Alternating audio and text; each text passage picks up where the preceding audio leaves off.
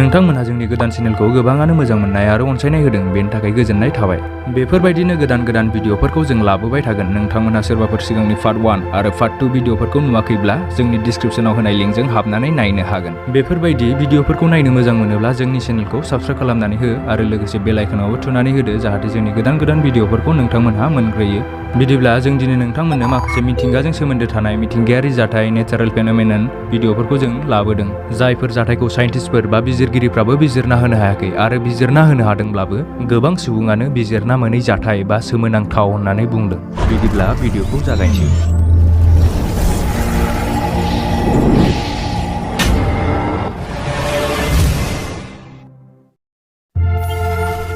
Blue lava. अरगें हाजो गेब्रेनायखौ सानोब्ला जों गोदौनाय अर आरो अरनि बोहैनायखौ नुहुरखायो, जायखौ लाभा बुङो। आरो लाभानि गाबा माबायदि जायो नोंथांमोनहा मिथिखायो। नाथाय नोंथांमोनहा ओरैबायदि लाभाखौ नुफेरबाय नामा जाय लाभानि गाबा निला गाबनि? बे लाभाया इन्ड'नेसियानि बेनुवांगी जायगायाव दङ। गोबां जायगानि लाभाखौ जों नुबाय, नाथाय बेफोरबायदि निला गाबनि नुफेराखै। नाथाय बे जायगायाव लाभाया मानि थाखाय निला गाब जादों? बेफोरबायदि निला जानायनि खारनखौ साइन्टिस्टफ्रा गोबाव समनि उनाव बिजिरना मोनबाय। बे अरगें हाजो गेब्रुनायनिफ्राय गनाय लाभाफ्रा माखासे केमिकेलफोरजों मिक्स जायो आरो खाथि खालायाव थानाय अन्थाइफोराव सालफारनि बिबाङा जोबोर बारा जानायनि खारनाव लाभाया बोहैबोना सालफारजों ज' जाफैयो। बेनि थाखायनो बे लाभाफोरखौ निला गाबनि नुनो मोनो। आरो बेनि गेजेरावनो सालफारनि गेसआ अक्सिजेनजों ज' जाना खामो।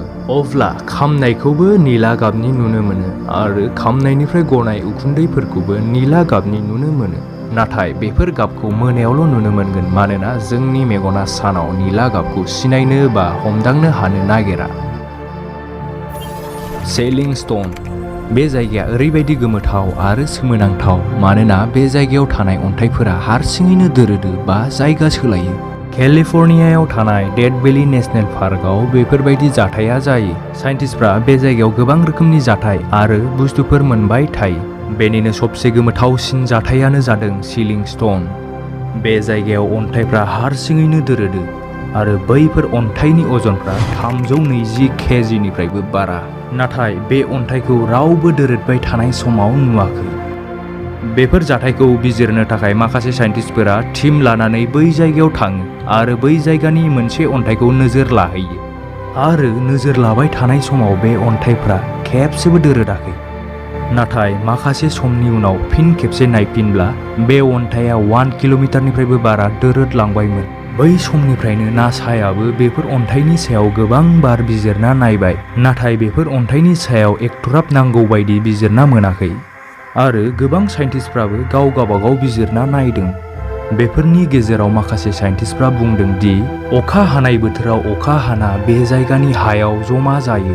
बे जायगाया सोरगिदिं हाजोजों बेंखन जानायनि जाहोनाव आरो गुसुआ बारा जाब्ला बे जायगायाव थानाय अन्थाइफोरा थान्दा जाना बरफ खायो। जेब्ला गरम बोथोर सफैयो अब्ला सान्दुंनि गरमजों बरफफ्रा गलिनो हमो। बे जायगायाव 90 किल'मिटार/सेकेन्ड स्पिडआव बार बारबोयो आरो बैफोर बार बारनायनि थाखाय सान्दुंजों गलिनानै थानाय बरफफ्राबो लिमोननानै दोरोदफायो। बेनिनो अन्थाइयाबो बरफनि सायाव थानायनि खारनाव दोरोदफायो। बेफोरथ' जाबाय साइन्टिस्टफोरनि गुबुन बिजिरना नायनाय, नाथाय गोबां सुबुंफ्रानो बेफोर जाथायखौ गोमोथाव आरो बिजिरना मोननो हायै जाथाय सानना लायो। लोगोफोर, नोंसोर बेफोरनि सोमोन्दै मा सानो कमेन्ट खालामना खोन्थाहर। केटीटुम्ब लाइटनिं। लोगोफोर, साउथ आमेरिकानि भेनेजुएला मुंनि जायगायाव थानाय केटीटुम्ब दैमानिफ्राय लानानै मेराकियाबो दैमानि गेजेराव थानाय जोमैफोरा मोफ्लामबाय थायो बा लाइटनिं जाबाय थायो। बेफोर मोफ्लामनाया जोंनि सादारन अखा मोफ्लामनायजों जेबो रुजुजाया, मानोना बे जायगायाव कन्टिनिउ मोफ्लामबाय थायो। मानि थाखाय जायो होननानै बुङोब्ला बे दैमानि 1 किल'मिटार गोजौनिफ्राय जोमैफोरा बारहुंखाजों ज' जानानै बेफोरबायदि लाइटनिं जाबाय थायो बा मोफ्लामबाय थायो। आरो बेफोरबायदि जाथाया 1 बोसोराव 140निफ्राय लानानै 160 हर मोफ्लामो। दिनाव साननानै नायोब्ला सानसेयाव 9 घन्टा मोफ्लामो आरो मिनिटाव साननानै नायोब्ला 16निफ्राय 40 बारसो मोफ्लामखायो। बेखायनो बे जायगाया मुलुगनि सबसे अखा मोफ्लामबाय थाग्रा जायगा बा लाइटनिं जाबाय थाग्रा जायगा होननानै मिथिजायो। बेफोर जाथायखौ नायनो थाखाय मोजां नुयो, नाथाय गिनांगौआबो खम नङा।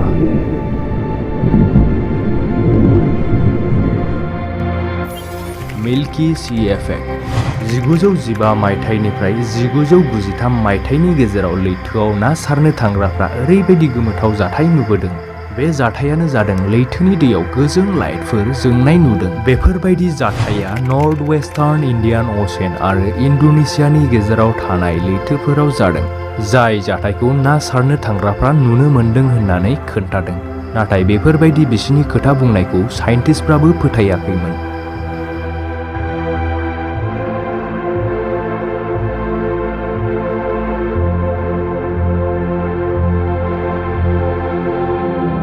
नाथाय उनाव बिसिनि बुंबाय थानाय खोथाखौ खोनाना साइन्टिस्टफ्रा सेटेलाइटजों लैथोखौ नायदिङो आरो नायनायनि उनाव साइन्टिस्टफ्रा बेफोर जायगा आरो जाथायखौ नुना गोमोहाबो।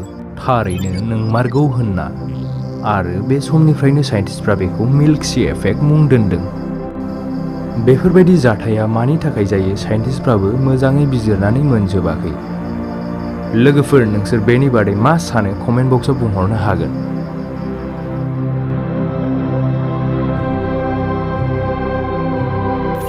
Magnetic hill. लोगोफोर, बे जायगाखौ जोंनि इण्डियानि सिङाव थानाय लद्दाख मुंनि जायगायाव नुनो मोनगोन, जायखौ मैग्नेटिक हिल्स मुंजों मिथिनाय जायो। बे जायगाया ओरैबायदि गोमोथाव जाथाय जाहैयो, थारैनो जोबोर गोमोथाव आरो इन्टारेस्टिंबो मोनगोन। नोंथांमोनहा नैबे गारिखौ नाय, गारिया निउट्रलावसो।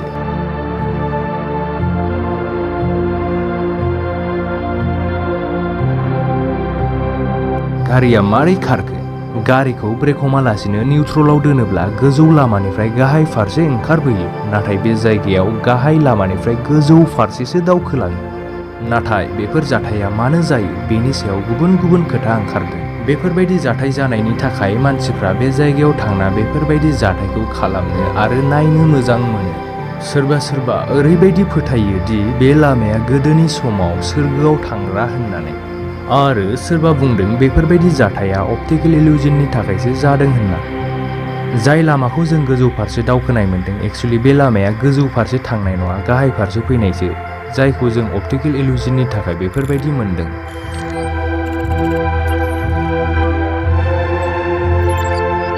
आरो बेनिनो गुबुन मोनसेया जाहैबाय बे हाजोनि मैग्नेटिक फोर्स बा बोगथाबमा गोहोआ बिराद बारा, जायनि जाहोनाव बेफोरबायदि जाथाया जायो। लोगोफोर, बेफोर खोथाखौथ' नोंसोर खोनाबाय बा बुजिबाय, नाथाय नोंथांमोनहा गोसोआव माबाफोर साननाय दं बा मिथिनाय दङब्ला कमेन्ट बक्सआव हरना जोंनो खोन्थाहरनो हागोन। लोगोफोर, बेफोरबायदि भिडिअखौ नायनो मोजां मोनोब्ला जोंनि नेक्स्ट भिडिअखौ नेनानै थादो आरो चेनेलखौ साबस्क्राइब खालामाखैबा साबस्क्राइब खालामनानै लादो, लोगोसे बेल आइकनखौबो थुनानै हो, जाहाथे जोंनि गोदान भिडिअफोरखौ नोंथांमोनहा मोनहैग्रोयो। गोजोन्थों।